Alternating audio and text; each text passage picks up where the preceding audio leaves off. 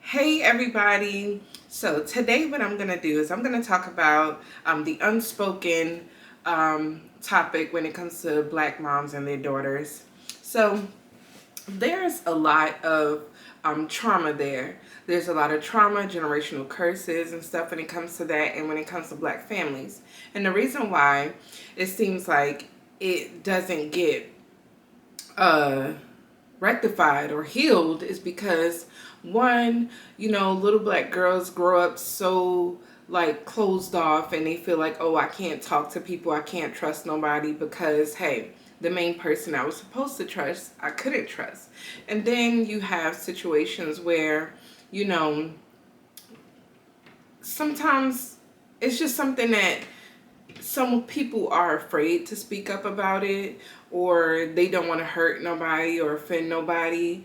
But the thing is, this is your story and you have to be able to tell your story. And it's not about, trying to tell everybody your business. It's not about, you know, worrying about what other people think or how they feel, because to be honest, you could say the smallest thing, the coolest thing, and somebody will get offended. What this is about is you telling your story and you healing from your story and you using your story to heal somebody else, okay? That's number one and two and three. All right, so me as a young girl growing up, my grandmother raised me, and I went through a lot of trauma when it comes to my my own mom, excuse me. And you know, I feel like, oh, she didn't fight for me enough, or I feel like, even years after me being grown, um, it was hard for me to speak up about certain things because I'm a person who loves to communicate. So I wanted to speak to her about things that affected me growing up. And, we kind of worked through it. We healed from it because people try to act like everything is okay and life is just perfect. But deep down inside, there's a lot going on. There's a lot that need to be healed. And you can't go through life saying, oh, that was the past, I'm just going to push it to the side, because I promise you, the past finds a way to come up into your present and it'll slap you like a ton of bricks, okay? And I learned that from experience. And that's why I try to encourage people to speak up, speak out, and anyway, getting off topic. So, for me, I dealt with, people telling me, oh, your mom is jealous of you, whatever, whatever. And I used to be like, no, she not. I didn't really think much of it. I never really paid too much attention to it. And I never really thought that she was until I got older and I really started seeing things. And, you know, I feel like it was true, and I feel like it is true with a lot of girls and their moms. There's so many women who's jealous of their daughter. Not saying this is my mom, but I'm just speaking in general. There's so many women that's jealous of their daughters and the way that they look, and so they're like so like tense up when it comes to their child being around their man, which is sick as heck. You have women who are jealous of how smart their daughters are, or how well-rounded their daughters are. You have women who are jealous with, the fact that, oh, their daughter is doing so great, and the fact that they have to struggle. Women who are jealous of their daughters because they receive love. They receive love from family members that they never received love from and that they always wanted to receive love from. And I feel like that more so was my situation. Like, my grandmother loved on me so much, but yet when it came to her, she didn't get the same type of love. So it was just like, oh, I envy that. When it didn't really have to be like that. But there's a lot of girls that go through that and they don't know how to move forward from that. And then they go into their time with parenting and they start treating their daughters the same way. Like my grandmother, she went through the same thing where, her mom treated her, like the maid. She grew up back in the times and she had to take care of a lot of her brothers and stuff. So, she took care of her siblings, and I think she was the only girl. So she did a lot coming up, a lot outside of being a child. And also there was, sexual abuse and things like that as well. So You go from there, she not really being taught how to be a mom, passing that down to my mom, then my mom just, you know, saying she's overcoming that and gonna overcome that, but never truly overcoming that, and then trying to pass that down to me. So not truly raising me. My mom, I feel like she took, oh, it's so hard to say, but I feel like she took the easy way out. Not as a disrespect to her. I mean, I get it. I understand. You know, when you grow up with a lot of trauma growing up, um, and you get to become an adult and you just start living more freely, and you get to the point where, okay, because see, my mom became a mom young. She became a mom at 16 years old. She was pregnant at 15. So, I mean, her life changed drastically at a young age. But, you know, the way my grandmother raised me, so I was raised with a lot of morals and things like that. But when it came time for me to go and live with my mom, I started seeing and realizing certain things, and I was just like, you're not ready still to be a mom.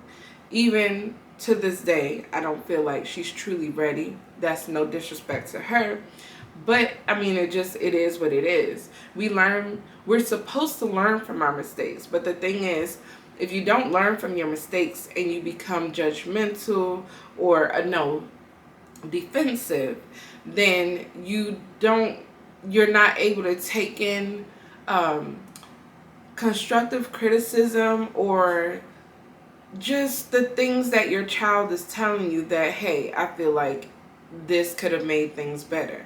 But instead, you're just like, oh no, I didn't do that. I'm not the reason for that, blah, blah, blah. And it's just like, okay, whatever. I'm not even going to speak on that no more. So there's a lot of girls who go through this, specifically black women. Not saying that, I feel like probably black and Hispanic. Not saying that other races don't go through that, but I feel like specifically black women go through a lot of issues with their moms. And you know, it's either your mom is too much of your best friend, or your mom is, you know, how can I explain it? It's kind of hard to explain, because it's like everybody has their own experiences when it comes to growing up, and how their mom treated them and how it affected them, and you know, the type of support system they may have had around them. But my thing is here to say, don't allow your upbringing to be the thing that bring you right back and repeat the cycle. You do not have to repeat the cycle. You can, the thing is, if you recognize what is going on or what happened and what went wrong, if that person doesn't choose to take that in to help you heal or to even better themselves, then you help yourself heal. You better your own self, okay? You recognize where things went wrong, and when it comes time for you to have your own child or children, you choose to do different. Because you can choose to be the same person that gave you trauma, and you can choose to be different from that person. So which one will you choose? Will you choose to love on your children, show them unconditional love despite of who or what they choose to be? Will you choose to not be jealous of your children and embrace them? Embrace the things that are different with them. Your children are supposed to be better than you. Every time it's supposed to get better, because we make mistakes. Because a lot of times our parents made mistakes.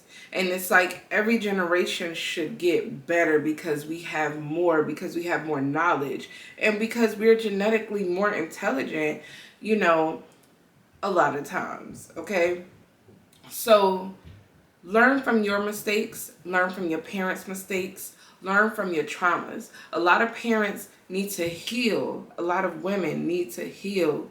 They have a lot of healing to do so that they can be who and what they need to be for their children. A lot of men too, but we're speaking on mothers right now.